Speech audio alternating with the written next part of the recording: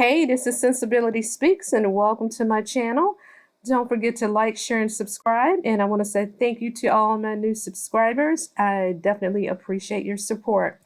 So in today's video, we are going to be talking about patriarchy, right?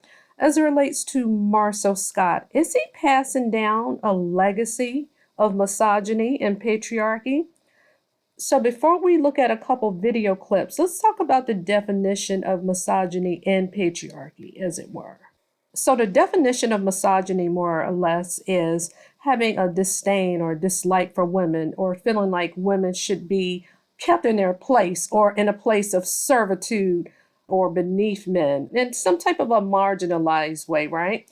Okay, so let's talk about patriarchy. So patriarchy is more or less a system or even a society or a government, if you will, like in which men hold all of the power or they feel like men should be in control. In this day and age in the 21st century, we're well aware of the women's movement and how far we have come as a gender, right? But don't want to get too deep into that. But let's get back to Marsauscott. I want you to listen to a couple of these vignettes and I want you to tell me what are your thoughts on the message that's being conveyed, and I'll give my commentary throughout.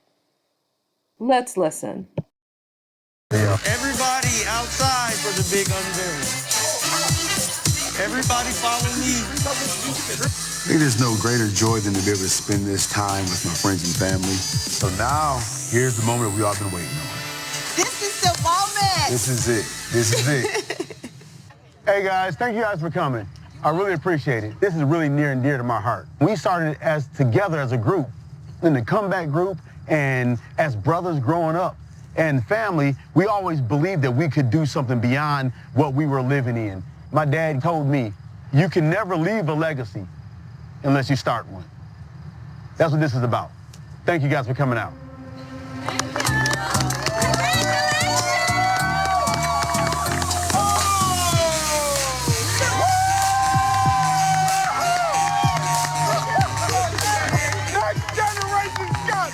This mural represents like legacy.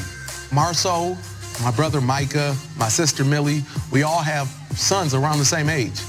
And this is the next generation of the Scotts. So you notice the dedication mural. It has some of the Scott brothers to include the sister. It has their male children on the mural. Now, it doesn't include all of the Scott brothers because I think it's a pretty big brood of them. So maybe it's just this little cluster that are pretty close, and I don't know, but perhaps they share the same father or whatever the case may be. So what is it with not acknowledging the girl children, the female children?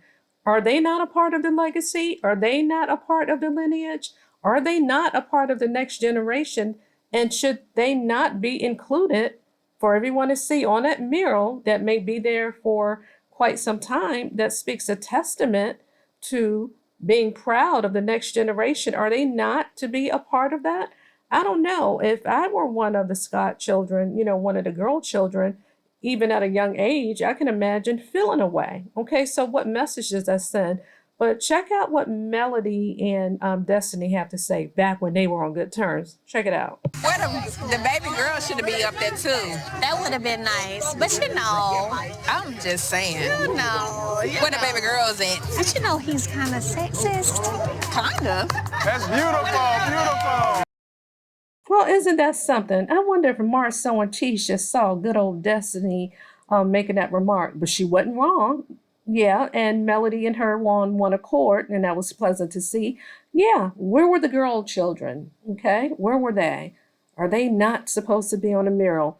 But when I think about misogyny or misogynoir, which is more or less the same thing as misogyny, but more so coined and geared toward Black women, it's pretty interesting. And I think the Scott brothers, they really practice misogyny, Marsau in particular. Some people may throw in Maurice for good measure. He's just a little bit more surreptitious.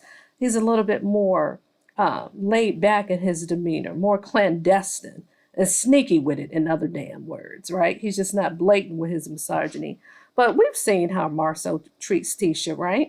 She has to look to him for approval before she can speak and nodding her head up and down like a puppet, right? Is it okay? Can I say something now?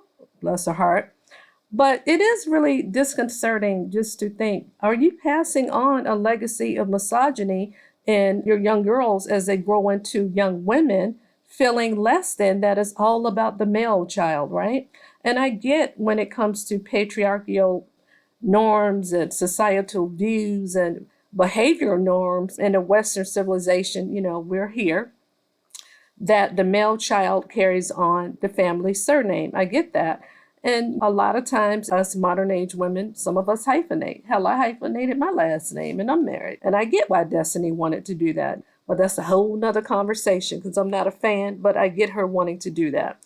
But let's listen to another little snippet before we wrap it up. And it kind of brings it home. And I want you to drop down in the comments and you let me know, was that a Freudian slip on Marsau's part, which you're going to hear in the upcoming little snippet? Or, damn, was that deliberate? Is that how he really feels? I mean, because it just came out of his mouth. And I'll come back with a little closing commentary just as soon as you hear it.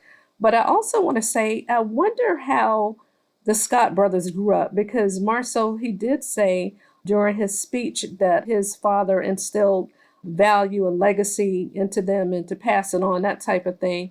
I wonder, did they grow up in an atmosphere to where women served men, that they were to look down on women? Was that actually expressed to them outwardly, or was it shown in action? Just something to think about and something to ponder. But let's listen to the next little snippet. Hey y'all, what up? This is really a quick live, so I'm not even waiting for people to get on. But I just got something on my mind I gotta get off. Last night, today, conversations that I'm having about black, about scope with my team, with business partners, across the board, I am seeing my child grow up right in front of my eyes. Now, did y'all catch that in that motivational speech that he's about to give? Did you notice how he said, I'm watching my child, singular, grow up right in front of my eyes? Not my children, not my kids, plural, but my child. Was that a Freudian slip to where he is only acknowledging, it seems like, his male child who recently had a birthday, no less, but aren't all of his children growing up right in front of his eyes?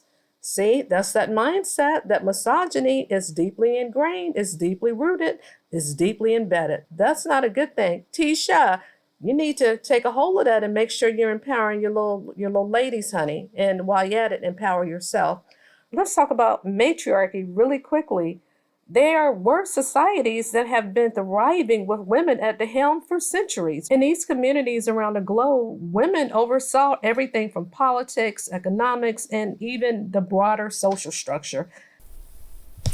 And also, I would be remiss in saying, even in the African culture, they were ruled by matriarchs, right? Hell, look at the Queen of England, or the former Queen of England. Was that not a matriarchy? But I digress. You're welcome to listen to the rest of the speech, but thank you for sharing, and subscribing. Ta-ta. And the thing that's been so crazy to me is it's exactly like I thought it was going to be. And to be, it's better. It's better.